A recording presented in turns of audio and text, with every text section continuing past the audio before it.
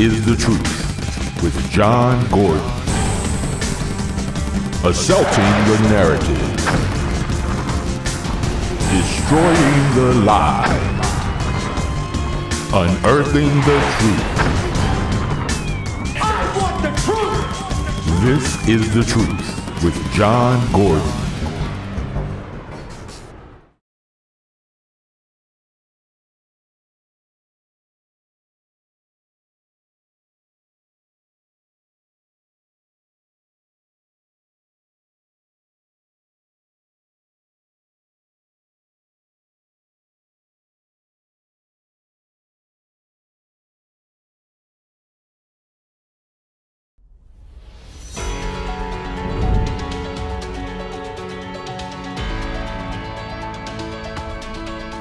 Welcome to The Truth. I'm John Gordon. We've got a lot to talk about today. What else is new? But we're going to lead off with Kamala Harris and her flip-flop positions.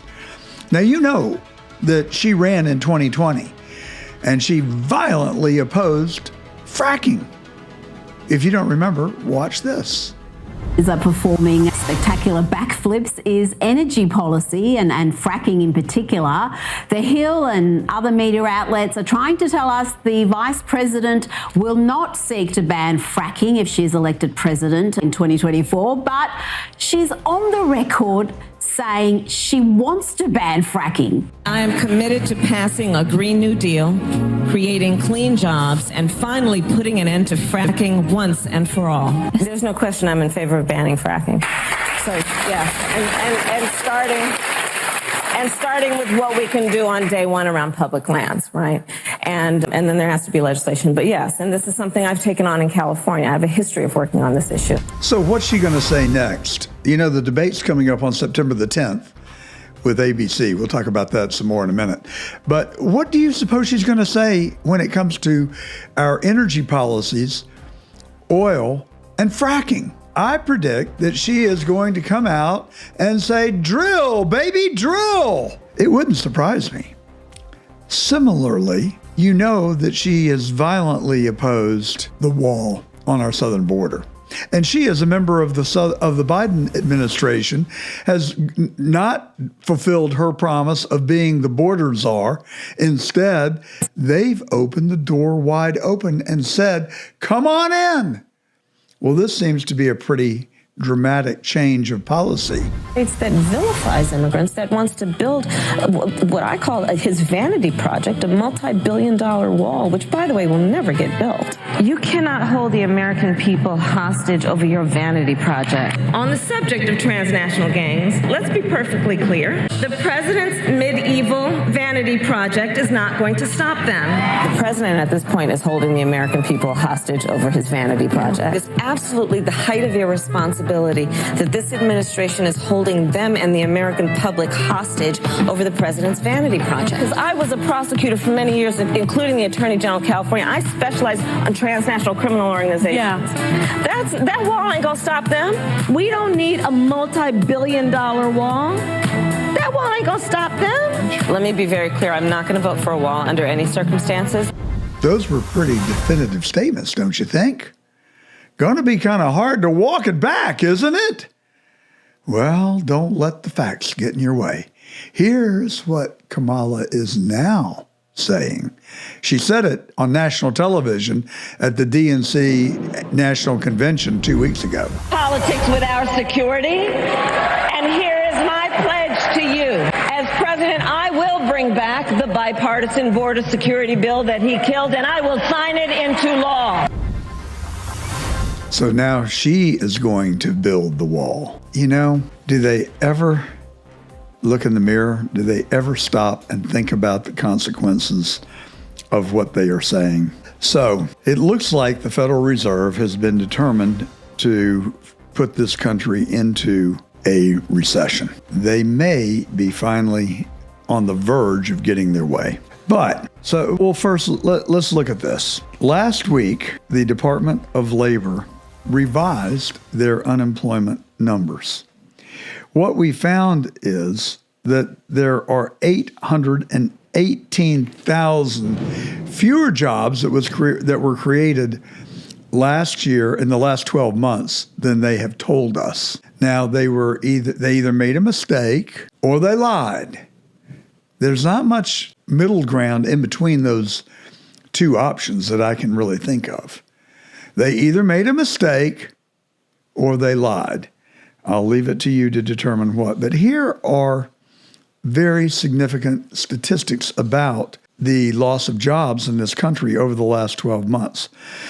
Professional and business services are down 358,000 jobs. Leisure and hospitality, which we've been told all along, has made a dramatic turnaround and comeback. Well, that segment lost 150,000 jobs. Manufacturing is only down 115,000. That is only unless you happen to work in manufacturing. Trade, transportation, utilities down 104,000, and retail trade down 129,000. The only bright spots are private education and health services, and transportation and warehousing. They have increased job counts by 87,000 and 56,000 respectively, and those statistics are straight from the Labor Department and their revision of the labor estimates. Now, here is what I consider to be the unforgivable. This statistic really gets me going. People who lost their jobs in the United States that were born in the United States are 1.2 million in the last year. Those who have found employment are up 1.27 million, and those are people that were born outside of the United States. Here's the question I want you to answer for me. Why would a single black person vote for Kamala Harris and Tim Walz? 1.2 million people lost their jobs. They were people born in the United States. 1.27 people got employment, and they were born outside of the United States. Now, you know those jobs that were lost are largely low-income jobs. A lot of those are being performed by members of the black community, the Hispanic community, those people who have been here for a long time and who have been contributing members to our society, some for as many as 15 and 20 years. Many who paid taxes and many who came here legally. Many who came here illegally don't pay taxes, but nevertheless work. So it's a pretty disappointing picture. And now the Federal Reserve is going to ease interest rates. We're expecting at least 1/4 point in interest rate relief in September, maybe 1/2 point. I think that decision will hinge on what the economic data looks like in mid-September, when they're going to be making the decision on how much interest rate relief to be affording us. But long-term rates in the U.S. Treasuries are ticking down. So, there's this inversion curve where short-term rates pay more than long-term rates. Long-term rates are rationalizing and they're coming down. That's good news. So there is relief on the way. But meanwhile, we have racked up under the Biden administration and presidents before him, including Donald Trump and George Bush and Barack Obama. The last time we had a balanced budget was under Bill Clinton. I've said it before, I'll say it again. I liked Bill Clinton. I thought he was an excellent president. I didn't think that he was a very good leader, thanks to his admissions about his escapades with an intern. But to me, it was not a relevant factor in my determination of assessing his presidency. We had peace abroad. We had declining crime rates. We had full employment. We had a balanced budget. We had no inflation to speak of. The world was in a pretty good place. And we had the internet phenomenon that really helped his time in office. But regardless, since George W. Bush, and the debt prior to Clinton coming into office, we have amassed $30 $35 trillion in national debt. $35 trillion. That is $103,000 per U.S. citizen of debt. Now, if you assess that or assign that debt to the taxpayers, it's $267,000 per taxpayer. Who could vote for Kamala Harris? They have added, I believe, if I'm not mistaken, $7 trillion in debt. Now she wants to eliminate tax on tips. What an original idea. And she wants to build the wall. What an original idea. And she wants to, she will not oppose fracking, according to her campaign. What an original idea. I predict that at the debate, she will come out in a red silk tie and a Make America Great Again hat. Don't be fooled. Don't be suckered in. How is she going to pay for no tax on tips? How is she going to pay for a $6,000 child tax credit? How is she going to pay for forgiveness of school debt? Oh, I'll tell you how she's going to pay for it. No, I'm not going to tell you. I'm going to repeat what she's told you. She's going to pay for it by a 28% corporate tax rate, up from 20%, 21% that Donald Trump reduced the corporate tax rate to. She's going to pay for it with an increase of the capital gains tax from the current 20% to 44.6%. Now, here is why she is Comrade Kamala. She is going to tax your unrealized gains. So if you have money in the stock market, maybe you bought stock in your teens or 20s, and you're now in your 40s or 50s, and your stocks over 20 or 30 years should have doubled, if not tripled. I mean, if you invest wisely and you hold long term, you should receive a double of your worth every 7 years.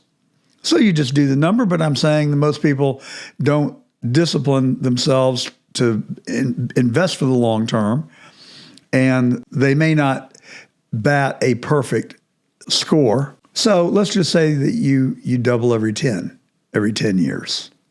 $1 million saved and invested in your 20s should now be worth $3 or $4 million. Well, guess what? She is going to take 25% of that. 25% of your gains is what she's going to tax. If that isn't communism, I don't know what is. More communism?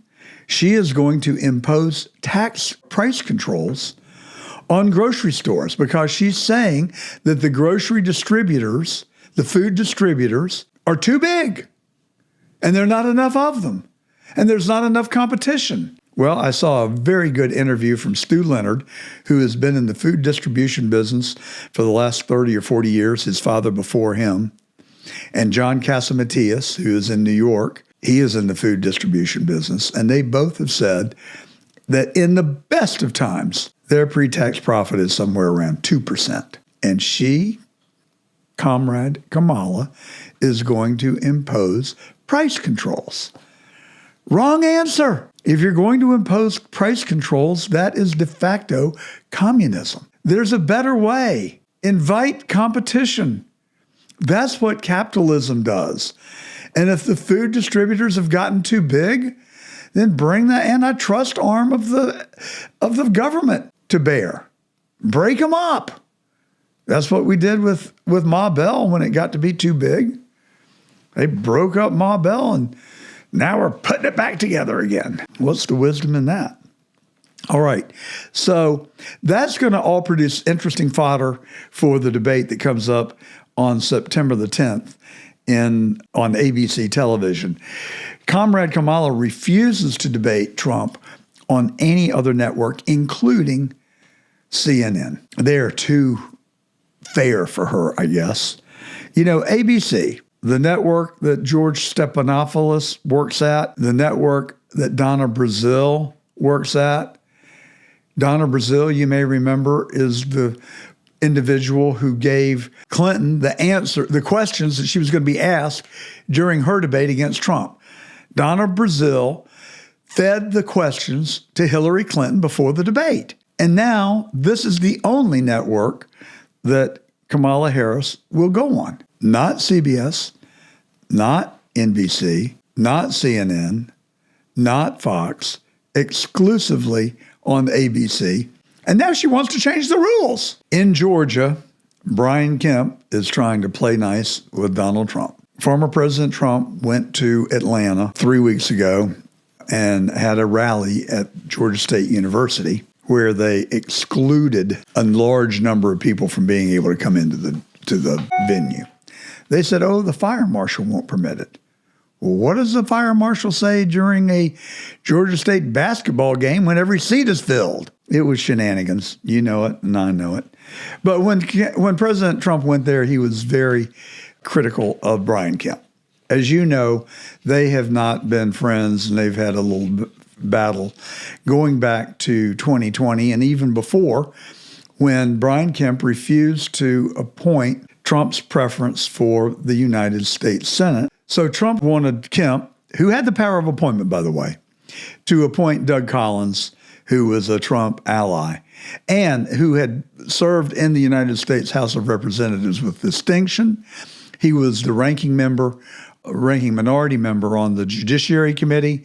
He stood up to the Dems, and he was a force to be reckoned with. Instead, Kemp appointed his own individual, namely Kelly Loeffler. Kelly's a very nice person. I happen to know her. I happen to have served on a board with her in Atlanta. I have the utmost respect for her. She was not a good candidate for the United States Senate. She had no prior experience in politics, to my knowledge, and she appeared very programmed and robotic during the debates. My wife, who is non-political, said, my gosh, how many times is she going to say that she's a poor farm girl from Iowa? But they dressed her up in pigtails and polka-dotted shirts. To me, and I like Kelly. She's probably not going to like me after this, but I'm just going to tell you the way it is. She's a public figure. I have a radio program where I speak the truth and talk about political current events and try and give you the backstory.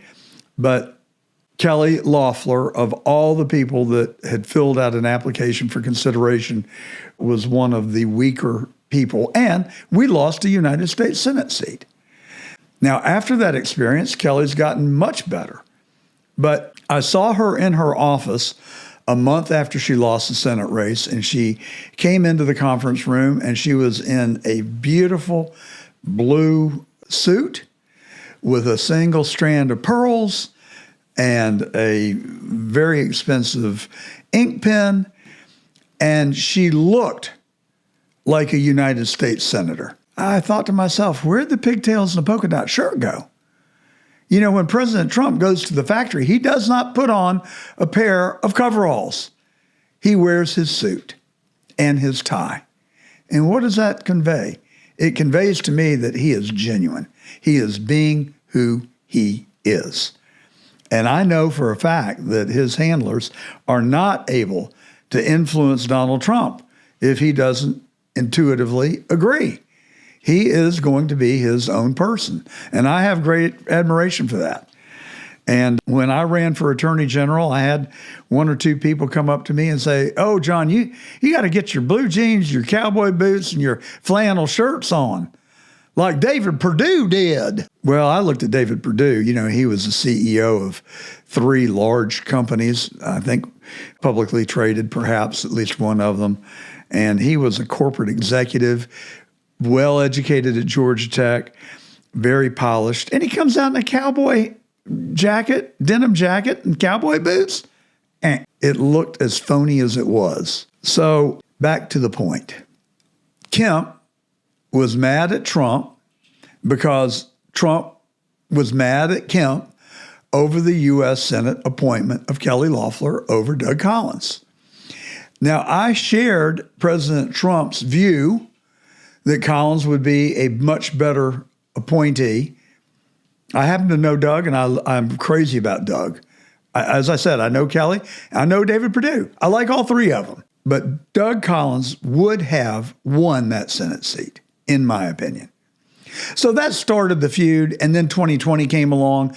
There was election fraud in Georgia of epic and mammoth proportion, and Donald Trump asked Brian Kemp to do his job and not certify the election, not steal an election, not interfere with an election, but to call a timeout and reconcile the discrepancies, determine with certainty whether there had been material fraud. Then Raffensperger goes on 60 Minutes and says, most secure election in history. What a bunch of baloney. You know, and I know, and Fonnie Willis knows that that election was rigged and stolen. And so Donald Trump was rightfully really mad at Brian Kemp for not stepping up and doing his job. Now, people tell me all the time, don't you like Brian Kemp? You're not nice about Brian Kemp. I will tell you, I think he has been a wonderful governor and maybe the smartest politician I have ever witnessed. He may come off as a country bumpkin, but let me tell you, he is smart and he is shrewd and he really knows how to work it. Now, that's my paradigm, and I think he has been a good governor. But, and here is the windshield wiper.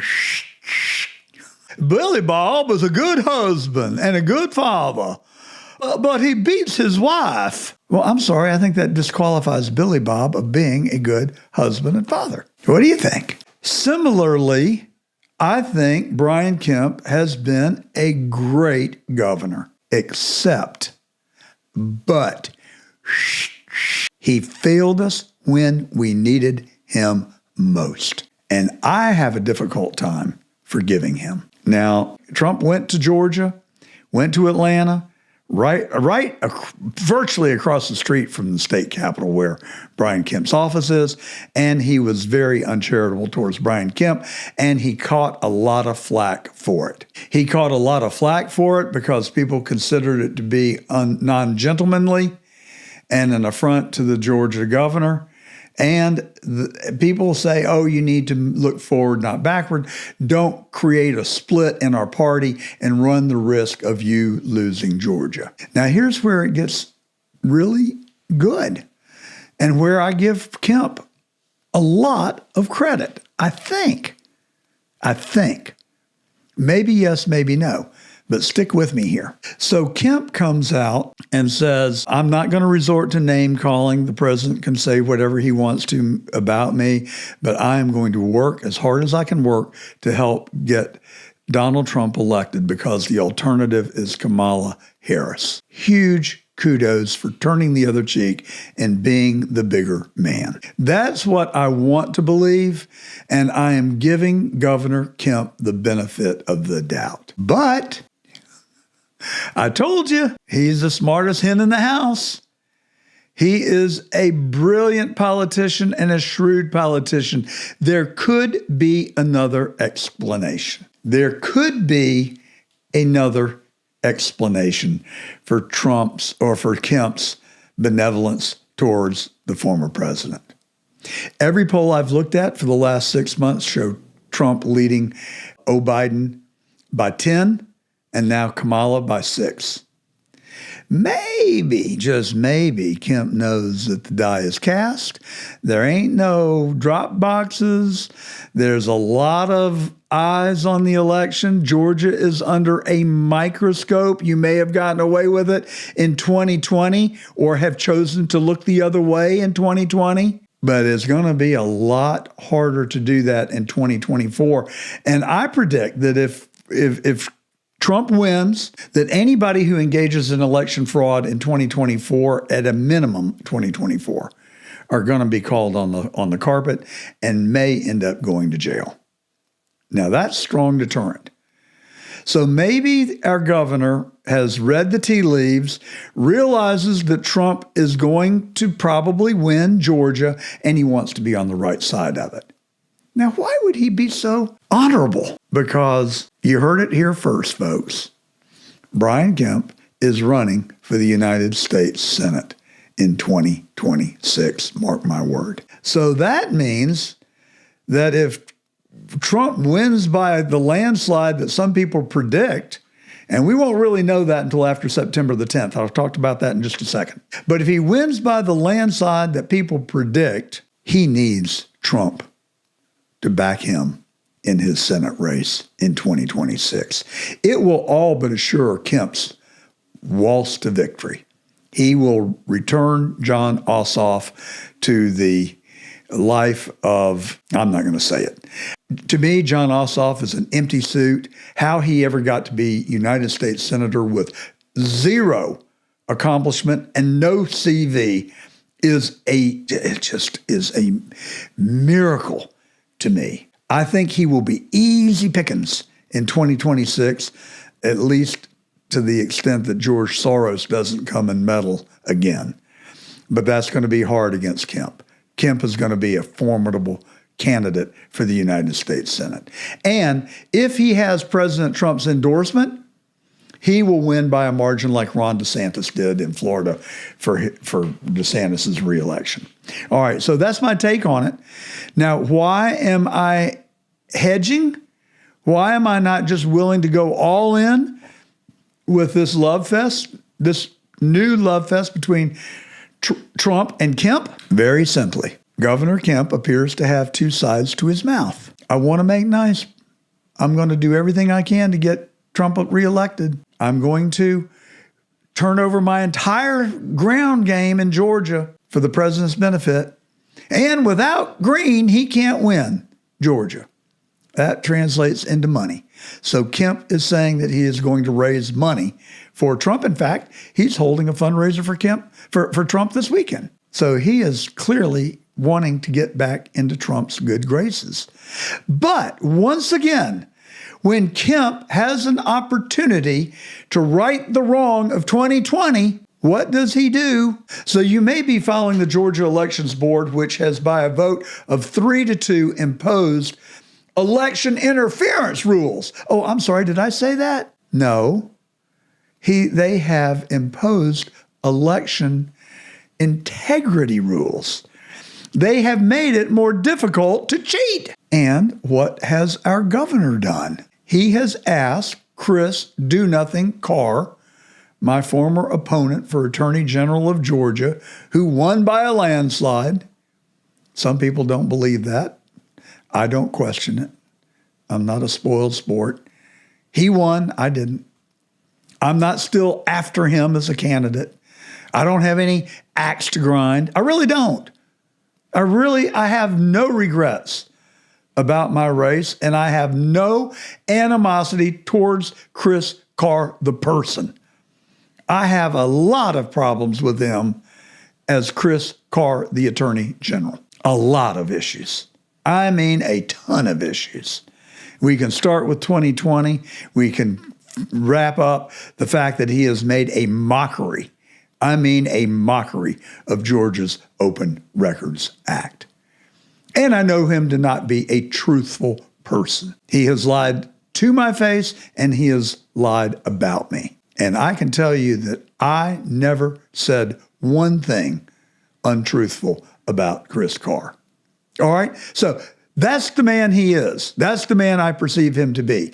But now Kemp has gone to Carr and said, tell me, do I have the power to remove the State Board of Elections members? Now, you want to talk about election interference? That is election interference. That is why I am not willing to forgive Brian Kemp, and that is why I am not willing to believe in his newfound love for Donald Trump. Because if he was really true to who he says he is, you know, this is a governor who wrote a letter to Brad Raffensperger that said that he had become aware of significant election improprieties, or I guess really he said, I can't remember the exact words that he wrote. I read the letter. It's been about 2 years ago. But election concerns, election anomalies that need to be investigated. He wrote that letter to Raffensperger. Now, when he wrote that letter, I considered it window dressing. I considered it to be nothing more than a false flag because he's saying on the one hand, here I got this information that maybe there were some serious things to look into in 2020. I think you should. I'd like a report back to my office. Do you think he ever got a report back to his office? Do you think that you asked the perpetrator of the crime to investigate himself and to give you a report back? Why did Kemp not send that letter to the head of the GBI if he really wanted answers? If it was really a genuine letter, if it was really a inquiry made in good faith, why not send it to the GBI and ask them to investigate? Or why not send it to the Attorney General and ask him to open an investigation, just as I promised that I would do if I were elected Attorney General? None of that happened. None of that happened. And so now Kemp is saying to Mr. Do-Nothing Carr, do I have the power to remove the Georgia Board of Elections members? That's where I'm coming from, folks. That's why Billy Bob's a great husband, except for he beats his wife. Brian Kemp is a great governor, except he failed us when we needed him most. And now that the Georgia Elections Board is actually putting election integrity rules in place, Kemp wants to know if he has the power to remove them. I'm sorry. I was born on the Nat line. I'm just a South Georgia guy that they had to practically burn the schoolhouse down to get me out of high school. Guilty as charged. But I'm not an idiot. And I can see things for what they are. And folks, I've got real questions about Brian Kemp's sincerity to back Donald Trump. Now, we'll see what he does. And I think that he will probably be a positive force in the 2024 elections if we can have a fair, honest election. And that's what I worry about. But if I had to place a bet, I'd say that Kemp is going to do what he promised. He's going to raise money for Trump. He will engage his ground game for Trump. And Governor, sincerely, thank you for that. Regardless of your motives, thank you. Thank you for that. I find it very difficult not to like Brian Kemp. I know him. I've spent time with him. I worked for his campaign in 2018. I worked hard. I gave money. I raised money. I liked him. I still like him. But I've got some serious questions about his sincerity. And we'll find out. And I am telling you right now, I'm giving him the benefit of the doubt. And I hope that he proves me dead wrong. And I will be the first person to come back here and give him credit and say that I'm saying right now that I think he's going to do this. But the asterisk is, why does he want to remove the state elections board when they are the only ones who have done anything substantive in government to bring about a fair, free election in 2024? And it's my biggest worry, folks. It is legitimately, no, I take that back. It's my second biggest worry.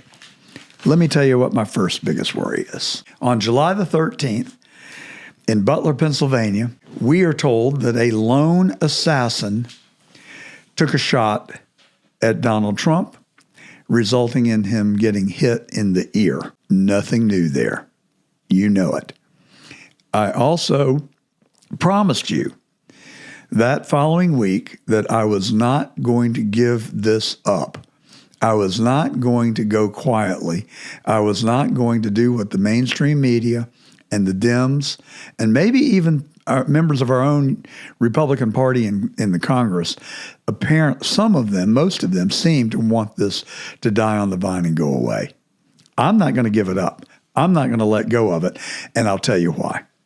There are so many things that smell to high heaven, and I'm going to tell you what I see. Now, some of these you've heard before, and I'm going to repeat them. But some of these are new that I have just recently discovered. So we know Christopher Wray's statement, I'm not even sure if President Trump got hit by a bullet. Maybe it was just shrapnel or maybe glass from the teleprompter. Why would the head of the FBI say that just in the days immediately following the attempted assassination on President Trump. What would lead him to say that? It felt to me that he was marginalizing President Trump, that he was downplaying what happened in Butler, Pennsylvania.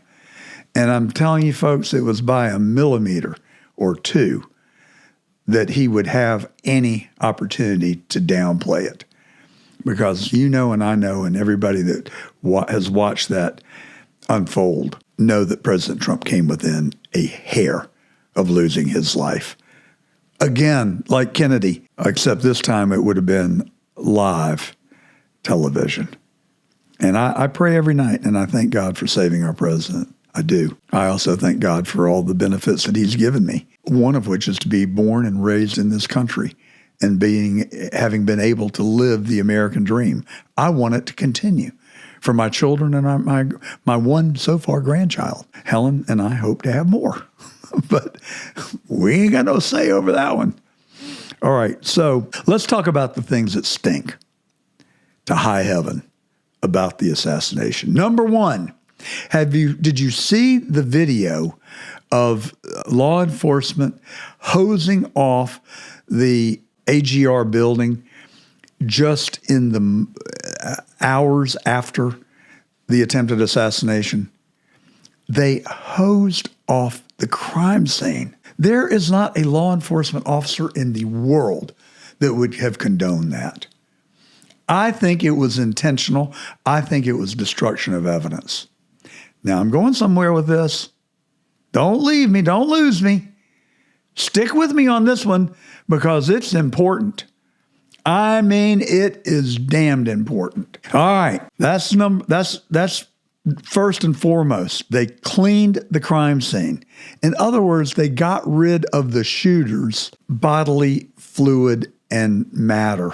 They eliminated the possibility of anyone checking the DNA of the alleged shooter. Number two, the crime scene was released after 3 days. Now that strikes me as an inordinately short period of time in what could have been a national tragedy. And it was a national tragedy. It was a tragedy of epic proportion because it's not supposed to happen in America. It is prohibited in our country, under our laws, under our culture, under our God, to try and take the life of another human being. But it happened. And we don't know the facts. We do not know the facts. Like, why was the evidence removed? And then why was the crime scene, why was all the yellow tape taken away within 3 days of the assassination? Why was Thomas Matthew Crooks' body released after 10 days on the same day that the Congress announced a commission to investigate the attempted assassination? Why was Crooks' body released to the parents for cremation? No DNA. They hosed that off, scrubbed it down, got rid of it. The body was released and cremated. How convenient. Nobody to exhume. And one state physician performed the autopsy. Where are the pictures? Where is the autopsy report? We deserve to see it and to read it. Now, remember the water tower? It was behind and to the right of the AGR building. And it has been identified as the number one place that there should have been a counter sniper or at least a Secret Service person assigned to that water tower to observe the venue. It was the catbird seat. It was the one place you could go and you would see everything and anything that went on there. But they didn't do it. But guess what? The crime scene has been released, but not the water tower. The water tower continues to be treated as a crime scene. A United States congressman, it has been identified as the number one place that there should have been a counter sniper or at least a Secret Service person assigned to that water tower to observe the venue. It was the catbird seat. It was the one place you could go and you would see everything and anything that went on there. But they didn't do it. But guess what? The crime scene has been released, but not the water tower. The water tower continues to be treated as a crime scene.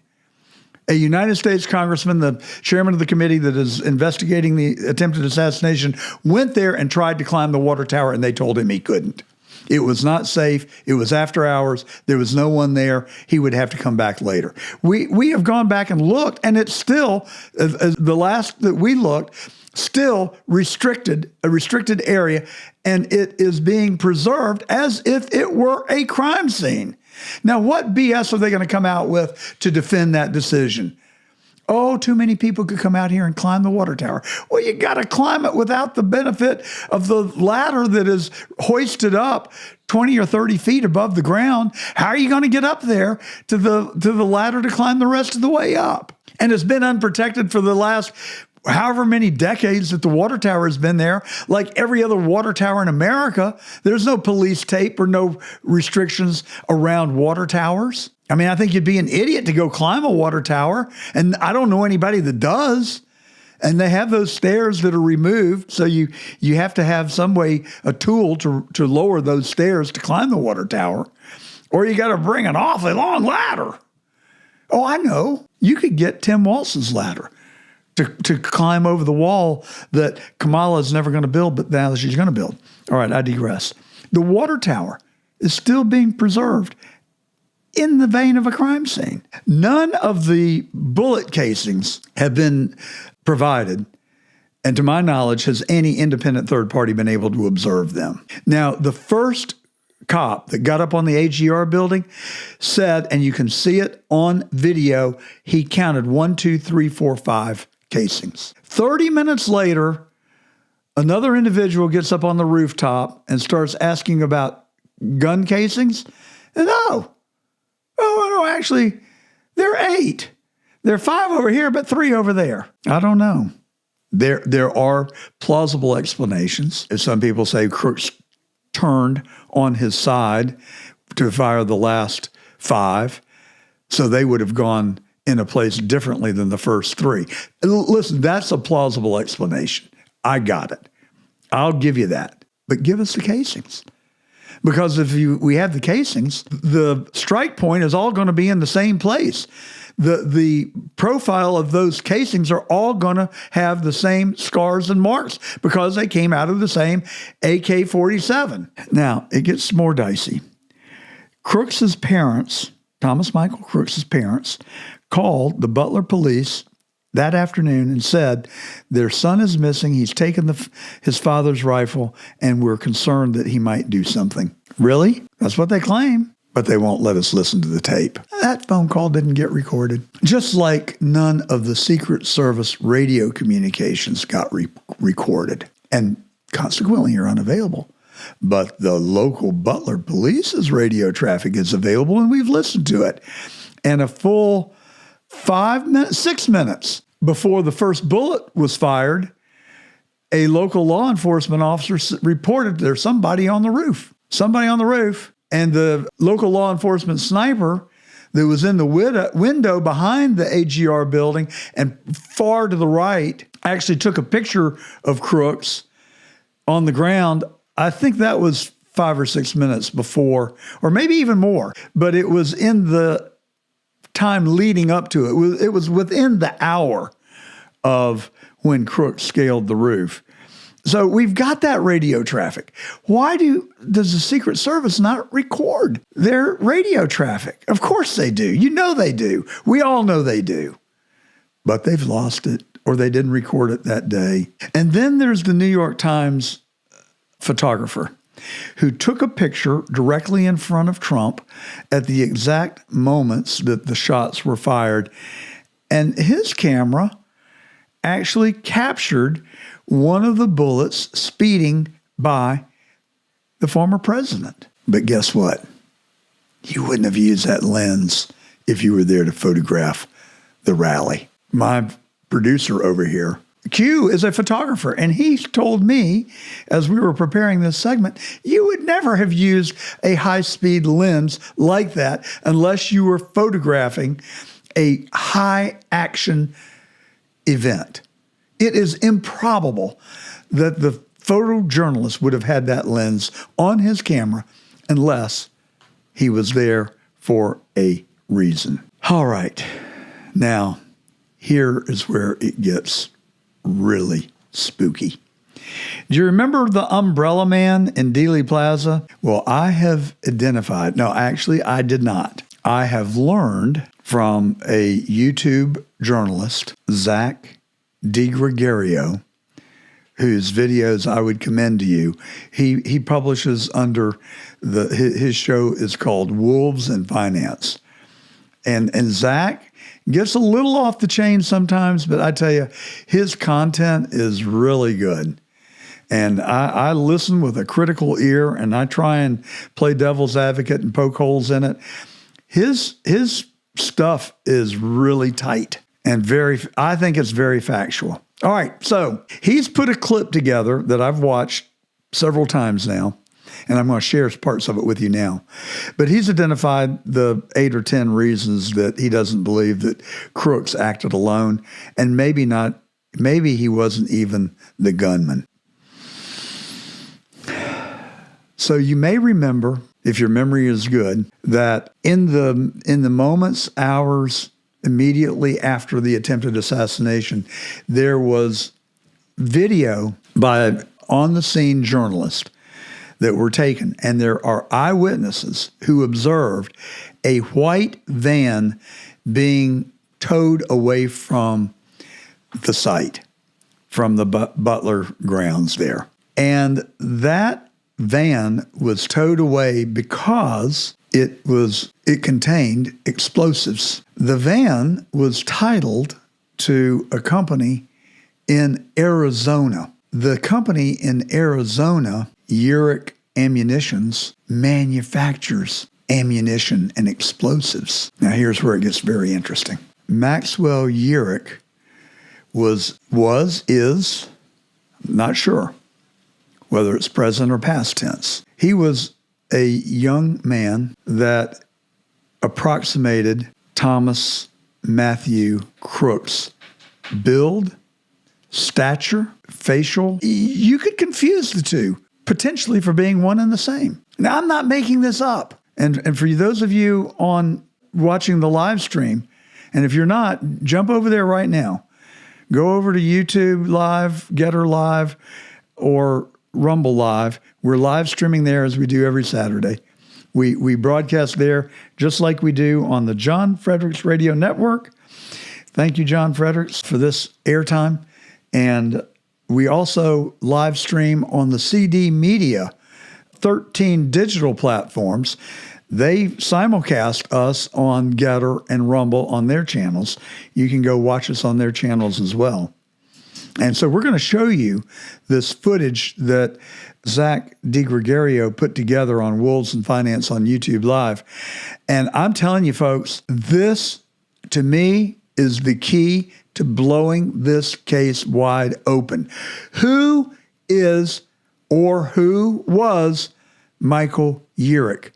He is the key to this investigation. As to why the dead body had scars for gauges in his ear while Thomas Crooks had no gauges in his ear.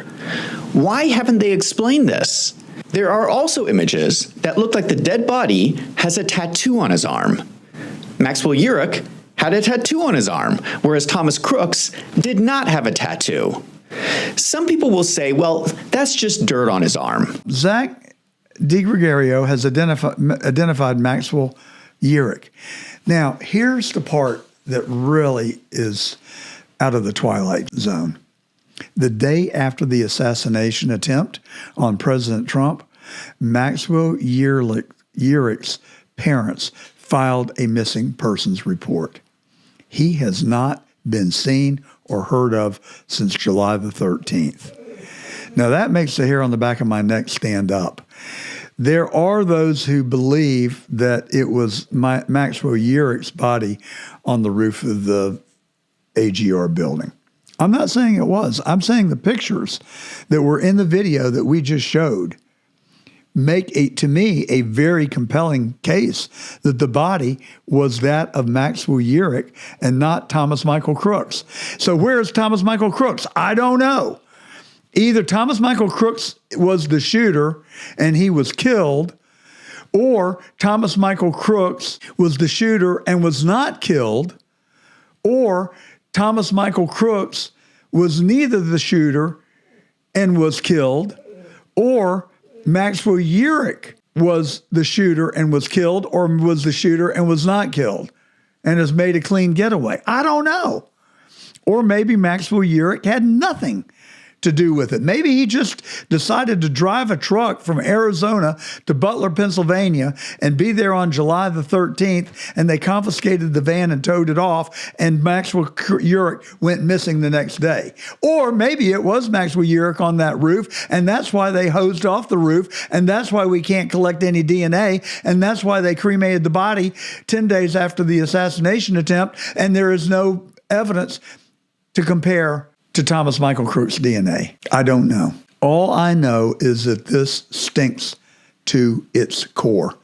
And the American people deserve answers. The American people demand answers. I hope we get them. And look, if the narrative proves to be the way that the GBI or the FBI and the Secret Service have relayed it to us, I would actually be relieved. I hope it turns out that Thomas Matthew Crooks was a lone, crazed 20-year-old who acted alone, who had 3 foreign bank accounts, who they said was a Republican. Oh, no, he was tied to a fringe leftist organization in 2018. And they can't get the story together, or is it just mass disinformation to confuse us and take our eye off the real ball? I don't know. But somebody that might be able to help sort us out for it is the sheriff, a retired sheriff from Arizona, Richard Mack. But someone who may be able to help sort it out is a retired sheriff from the state of Arizona. And he is a political activist. He has run for office, and he has challenged our federal government and taken his case all the way to the Supreme Court, where he won. It is my pleasure to welcome to the truth now Sheriff Richard Mack. He was the sheriff of Graham County, Arizona, which is in the southeastern corner of the state. He is a Second Amendment defender and a political activist. Sheriff Mack, welcome to the truth. Thank you. Political activist. I probably ought to change that to constitutional activist. But yeah, that definitely involves some politics. But that's the P word. It's become so corrupt now. I don't even like to use it anymore. Well, I share your concern. I think that's a legitimate observation. So you brought a lawsuit against the federal government in connection with the passage of the Brady Act, which evidently severely limited people's Second Amendment rights. And the federal government was seeking to compel you, as I understand it, to enforce their law that you felt was unconstitutional. Did I summarize it correctly? That's spot on, man. I'm telling you, it shocked me at the time. And John, quite honestly, it still shocks me today that they had the arrogance and the nerve to do that and send it out to every sheriff in the country. And you know how they sent it out? They had agents of the BATF go to every sheriff's association meeting in every state and hand deliver our marching orders as to what we had to do to obey the federal government in enforcing their gun control laws for them. Yeah.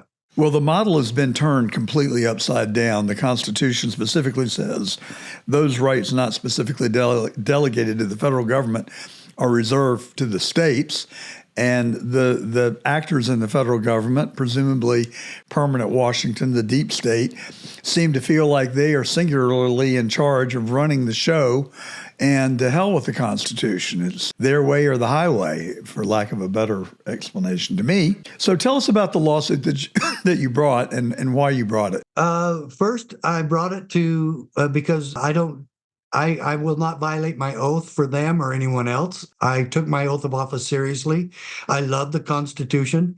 The Founding Fathers knew what they were doing when they promulgated the Constitution, especially the Bill of Rights, which was added a couple years later after the first part of the Constitution was announced and disseminated. So first, I'm not going to violate my oath for anyone, especially a corrupt federal government.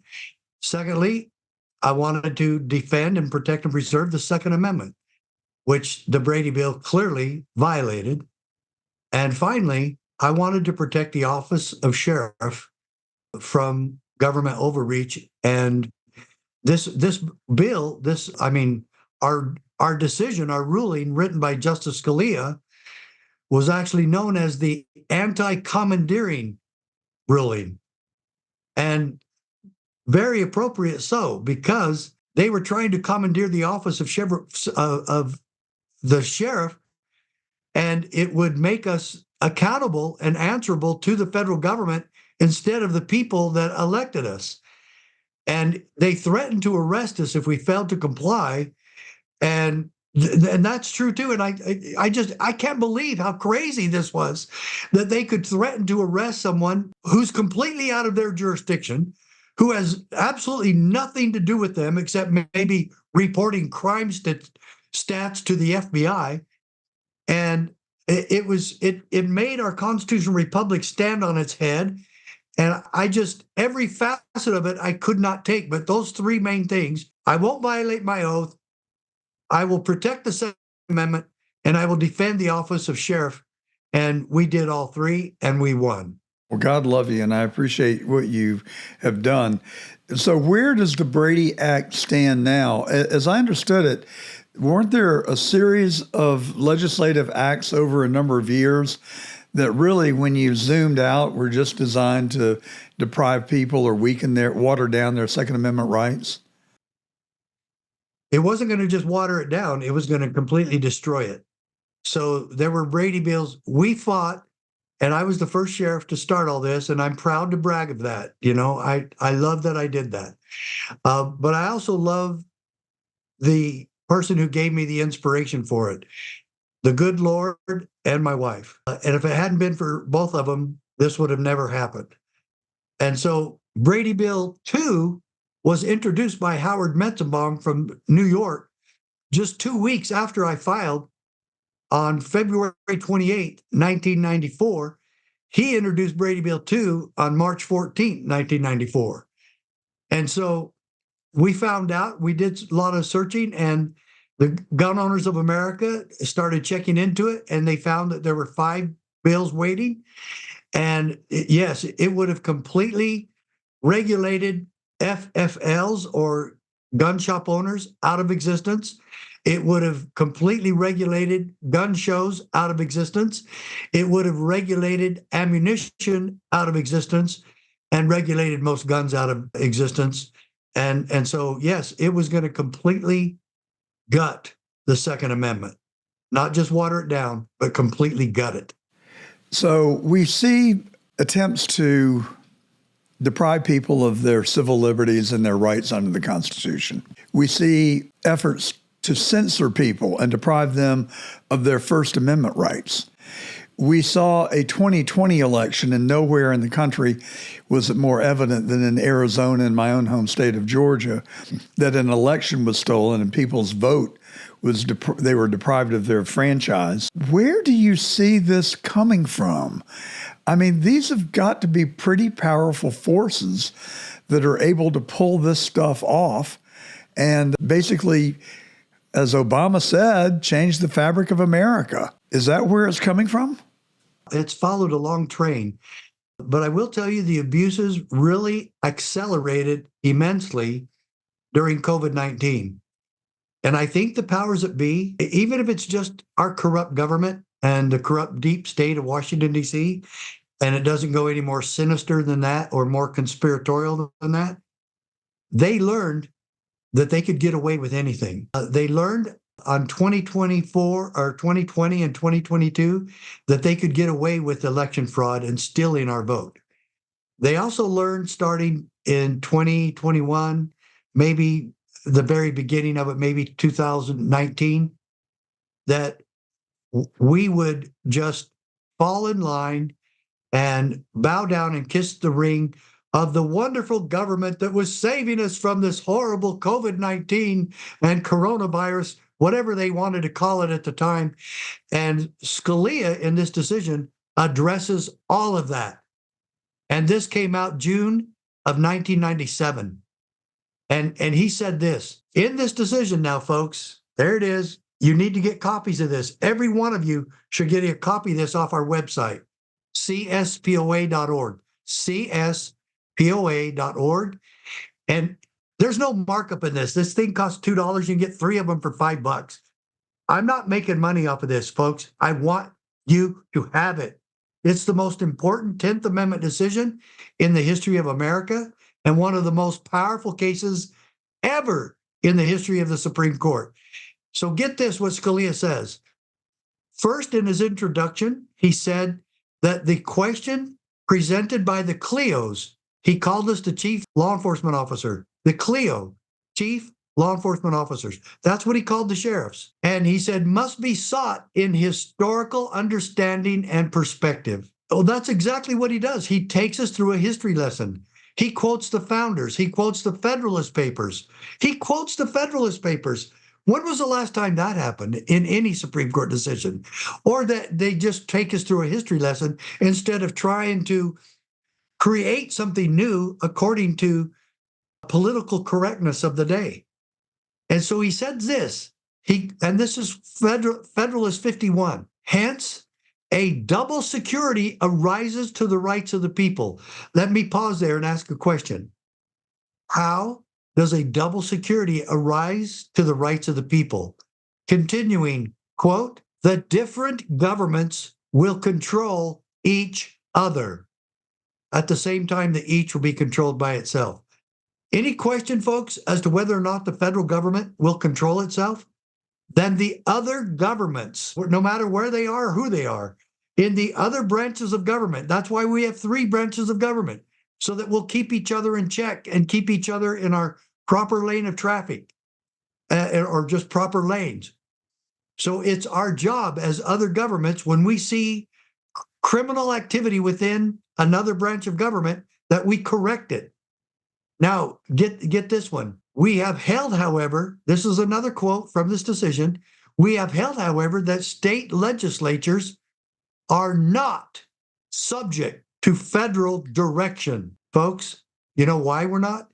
Because the states formed the federal government, not the other way around.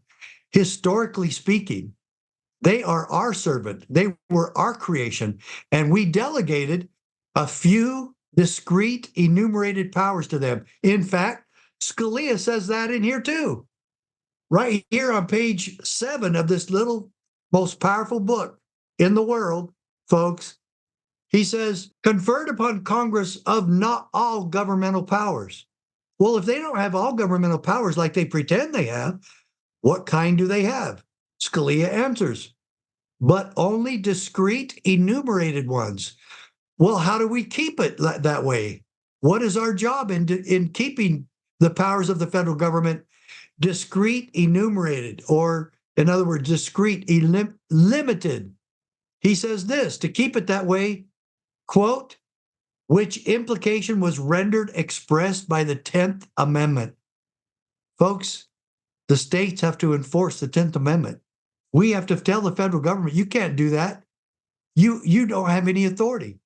And by the way, John, while we're on this subject, I've actually gone through the Constitution and I wanted to enumerate or number the powers that were delegated to the federal government relative to law enforcement. So my question to all of you right now, how many law enforcement powers were delegated to the new central government? Most people say 0. It's not 0. It's almost 0. It's 5. 1, treason. The federal government's supposed to be enforcing and investigating and punishing treason. Next one, counterfeiting. Next one, felonies committed on the high seas or piracies. Next one, Article 4, Section 4. The United States shall protect our borders from invasion. And then number 5 is violations of international laws or treaties. That's it. So as you quoted in the 10th Amendment, the powers not delegated to the federal government belong to the states or the people. They belong right here. They belong with us. And so this is so obvious. Our job in the states to protect the civil rights of the American people that the federal government habitually and routinely violate every day. Well, that is a very good civics lesson, and I appreciate your educating us about that. And it seems like the model has been turned upside down, and I don't know how we get it back. But one of those powers is to protect our border. And you're right there in the midst of the biggest border crisis that this country has ever experienced. What do you think is going on? Why is the Biden administration opening the borders and allowing these very dangerous, law-breaking, and President Trump alleges crazy people to come into our country? What possible advantage could that have for our country? They are willing to sacrifice national security for their political monopoly. And as you already know, tens of thousands, maybe hundreds of thousands of illegal aliens voted in 2020 and 2022. Now they've quadrupled that amount, and they've continued to get these illegal aliens on the Democrat rolls to vote. That is why they have done it. They were willing to risk national security because we know for a fact that tens of thousands of international terrorists from the Middle East have also infiltrated our country, along with the Latin American population south of Mexico, south of the Mexico border. They're willing to do that in order to gain complete control and power from Hawaii to Bangor, Maine. That is why they did this. They were willing to sacrifice all of this, and including sacrifice the presidency of Joe Biden, because they knew people didn't like him anyway. They knew he was old. They knew he was incapable of continuing as president. He said he would only be with it one term, but his pride and arrogance got a hold of him, and he wanted to stay again. He's mad at the Democrats for kicking him out, even right now.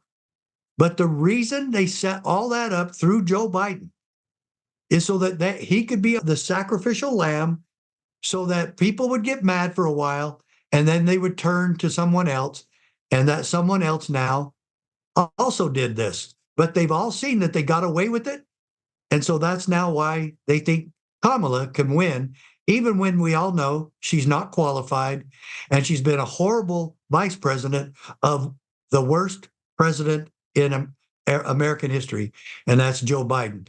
But as they said in that criminal investigation on Biden, he is not mentally competent to stand trial. And I have said that actually for the last 5 years.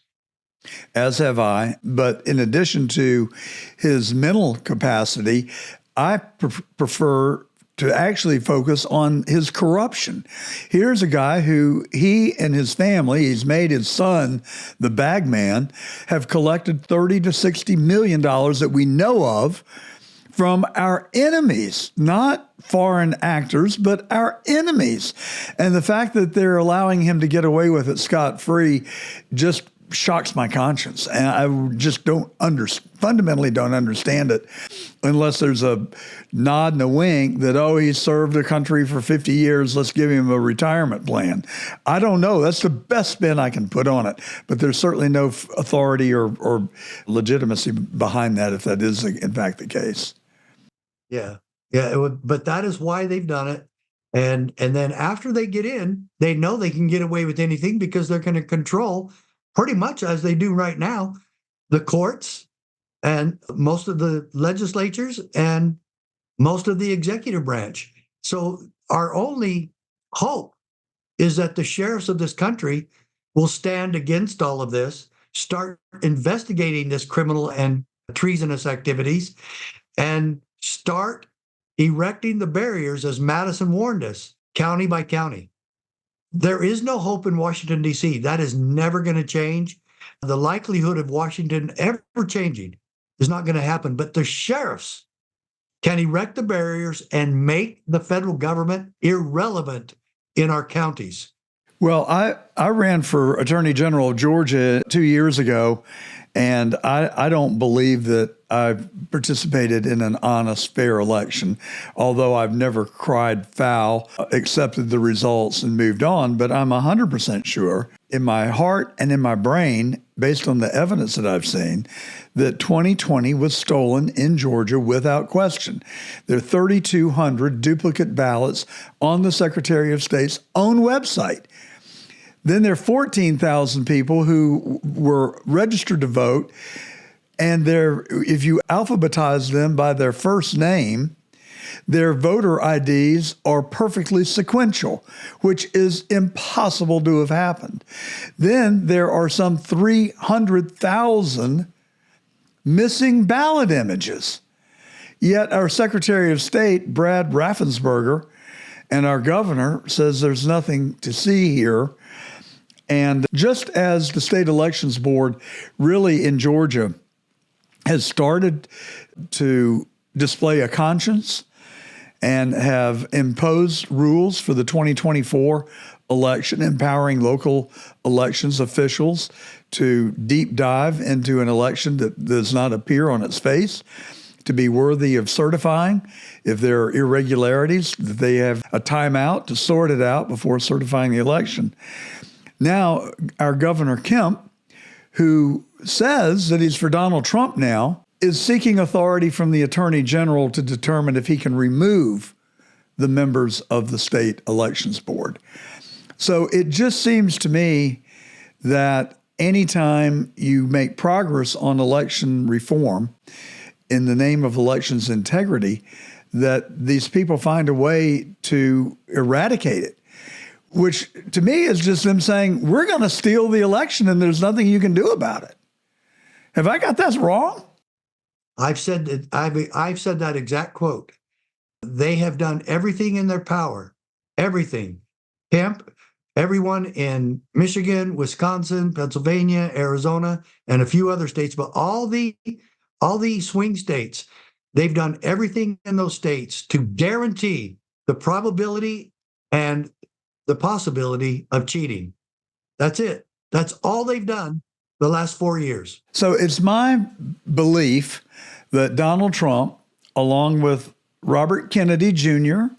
and Elon Musk and Tulsi Gabbard, may actually be our salvation. Do you think that we've got a chance to get it across the line? Only if the cheaters allow it. And I say that for a reason. I believe that the cheaters may want Trump back in so that they can have the violence and dash the beginning of civil war, because the violence won't stop. They're going to blame Trump for it. And it's going to paralyze our nation. And I think they want that. They've been wanting to promote violence. They've been promoting violence for a long time. The left doesn't care if the left commits violence. And I think that's one of the possibilities. Another intel report that we've received is that Hamas and other international terrorists that have already infiltrated our country because of the Biden and Harris policies, they're going to attack from within on October 7th to commemorate the Palestinian, what they call genocide of 1 year ago. These people committed these murders and tortured and burned children alive, and yet turned around and blamed it on Israel. And I don't care where violence comes from. I denounce every bit of it. If Israel's done anything like that, I denounce what they have done. But I know for a fact Hamas was involved, and Hamas already took hostages, refuses to get them back, and now Israel just got one released, and I'm for all that. But if they cannot settle their disputes without killing and maiming and torturing children, then I will never support any of their claims of Israel's being mean to us. I've said several times that I feel that the Palestinians have been abused. They have been mistreated historically. But here's the problem that I have. When you behead children, and you kill pregnant women, and you murder 200 people at a pop concert, you deprive yourself of any sympathy or any voice to be heard. And so I do think that there's probably another side to the story, but they deprive us of any sympathy extending towards the Palestinians. So, I mean, that's just my take, and for whatever it's worth. Now, you are a seasoned law enforcement officer, and a really good one at that. And I have been a student of JFK's assassination for 60 years after I was home from the fourth grade with the flu on November 22nd, 1963. I know that assassination inside and out, and most of the people that were in Dealey Plaza, most of the people that were suspected of being in Dealey Plaza, the gunman, and et cetera, et cetera. I've concluded, as scholars have, based on my reading, not my information, but on people like David Talbot and MacArthur, who wrote The Unspeakable, that the CIA killed Kennedy. I see such striking resemblances and parallels between the Kennedy assassination and the attempt on President Trump's life on July the 13th, just barely 2 months ago. Do you share my observations? Yes. And I've studied the JFK assassination quite a bit too. In fact, I've been to Dealey Plaza, as probably you have, to look it all over. And first of all, I felt it was eerie, because it looked exactly like it was in mint condition, like you see it on the movies. They have preserved it very well. It's very preserved. And I went behind the picket fence and read the graffiti back there and all that. It was almost spooky, but we also went up into the museums and saw the magic bullet that went through Connolly and came out in pristine shape and all this. I have come to the conclusion, I want to see if you do, that Oswald never even fired a shot. I don't even think he was in the sniper's nest. There are witnesses who saw him in the break room 5 minutes before the first shot was fired, and the manager of the school book depository rushed through the break room with a Dallas police officer who turned and looked at Oswald and said, "Who is that?" And the manager said, "Oh, he works for us." He was sitting in the same seat drinking the same Coca-Cola, and I just don't think, and he was not out of breath. So, yeah, he wouldn't have had time. He wouldn't have had time to run 5 floors. Yeah, I think he was exactly what he said he was, and that was a patsy, and that he was set up to take the fall. Now, do you know about this story about the Arizona Munitions Company, and that there was a white van in Butler on July the 13th, and there are videos showing the van being towed away, and it was reportedly full of explosives. And the van was titled to an Arizona company. And I'm sorry, I didn't think to get the details explicitly on this before we came on. I have honestly not seen anything about that. Okay, well, I'm going to email you a YouTube video that you can watch that lays it out. There is actual video of the van. I remember distinctly hearing reports about the van in the hours immediately after the attempted assassination. But this kid who drove the van from Arizona to Butler is the son of the owner of the munitions company in Arizona. And guess what? His parents filed a missing persons report the day after Butler, and he has not been seen or heard from since. Now, that's not a conspiracy theory. That is hard, cold fact based on what I have read and what has been reported. And to me, that is maybe the most significant and important fact that needs to be looked at. Well, even Crooks, the guy who was up on the roof, that the Secret Service totally ignored, even after they were warned about him. They totally ignored it. But he even said in a video it's still out there, "You got the wrong guy." He's making that statement. Like he's challenging us. "You stupids, you think it was me, or you think it was just me? You've got the wrong guy."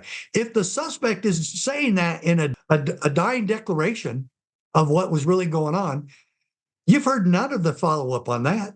this kid from Arizona that drove the van, he looks a lot like Crooks. He has long blonde hair, and this video I'm going to send you has pictures of the mystery man that I'm talking about pictured next to Crooks, not in the same picture, but they've taken the picture of the guy and the picture of Crooks and put them together. They look very similar to one another, but they also put Crooks on the roof after he had been shot. And the suggestion is that the guy that they killed is not Crooks, but it's this kid from Arizona. I'm going to send it to you. I didn't think Crooks looked like his younger pictures. The guy that was on the roof, he doesn't look like his younger pictures.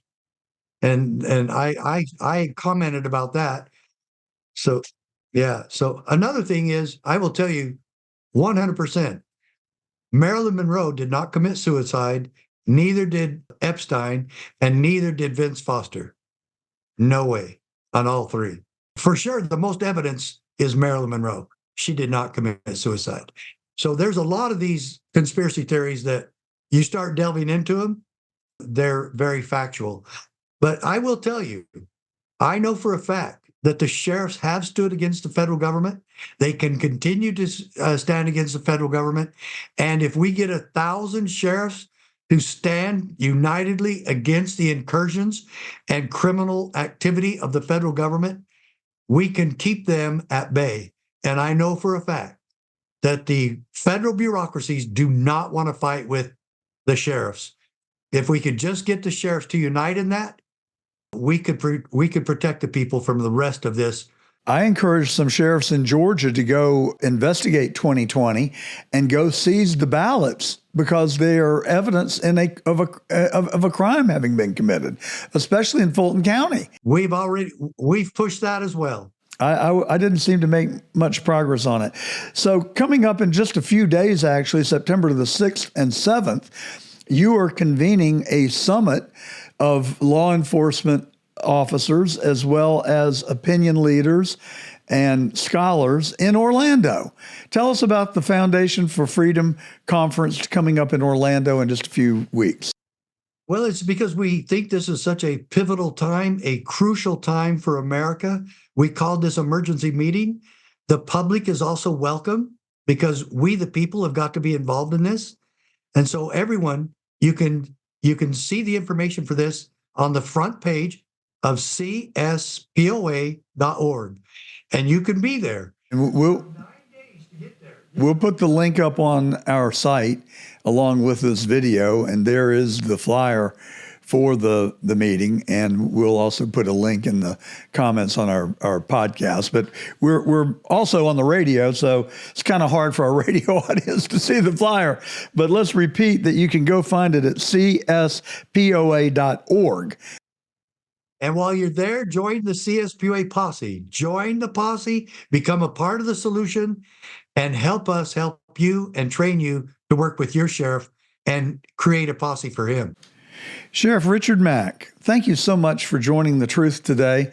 And we really have enjoyed our conversation and look forward to many more in the future. John, I would love to come back with you. You're spot on, man. Thank you so much. Well, thank you. It's been a pleasure to be in your company. And thank you for your service. And thank you for what you're doing. Keep fighting. Thank you for joining us on this week's edition.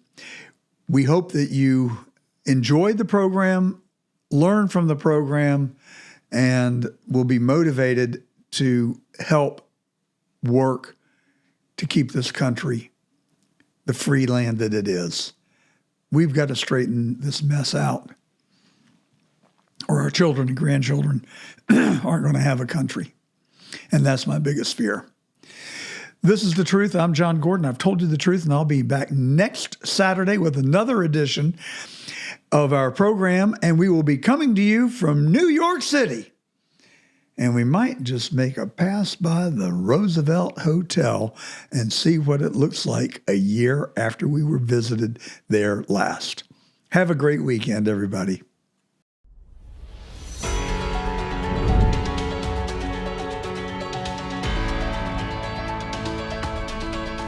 Welcome to The Truth. I'm John Gordon.